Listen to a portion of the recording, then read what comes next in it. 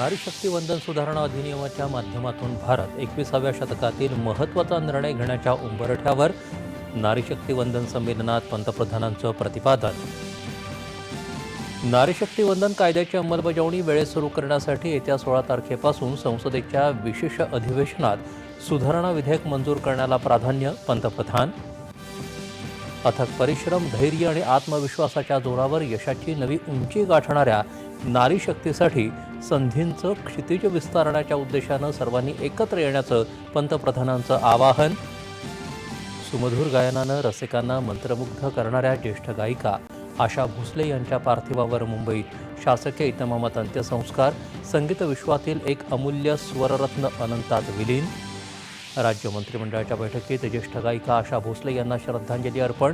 आशा भोसले यांच्या संकल्पनेतील संगीत संस्था स्थापन करण्यासाठी सकारात्मक पावलं उचलणार, मुख्यमंत्र्यांची ग्वाही.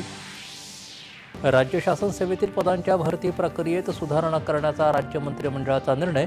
UPSCच्या धर्तीवर महाजॉब्स पोर्टलद्वारे निपुण सेतू उपक्रम राबवणार. आकांक्षी जिल्हा तालुका कार्यक्रमाचा विस्तार कार्याला राज्य मंत्रिमंडळाची मान्यता. हिंगोली, जालना, पालघर, बीड, धुळे आणि परभणी या 6 जिल्ह्यांमधील 150 तालुक्यांचा समावेश. मुंबई ते बंगळुरू नवीन वंदे भारत स्लीपर रेल्वेगाडीला मंजुरी. या 2 महत्त्वाच्या शहरांदरम्यान प्रवास करणाऱ्या प्रवाशांसाठी हे एक मोठं परिवर्तन. मुख्यमंत्र्यांनी मानले केंद्राचे आभार. इंधनावरील अवलंबित्व कमी करण्यासाठी इलेक्ट्रिक वाहतुकीला गती. इलेक्ट्रिक वाहनांचा स्वीकार आणि उत्पादनाचा वेग कायम ठेवण्यासाठी PM E-ड्राईव्ह योजनेला केंद्र सरकारची मुदतवाढ.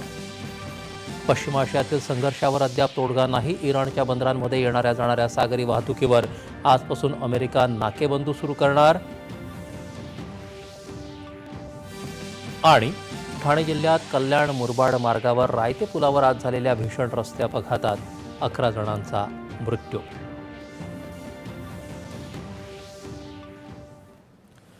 नमस्कार.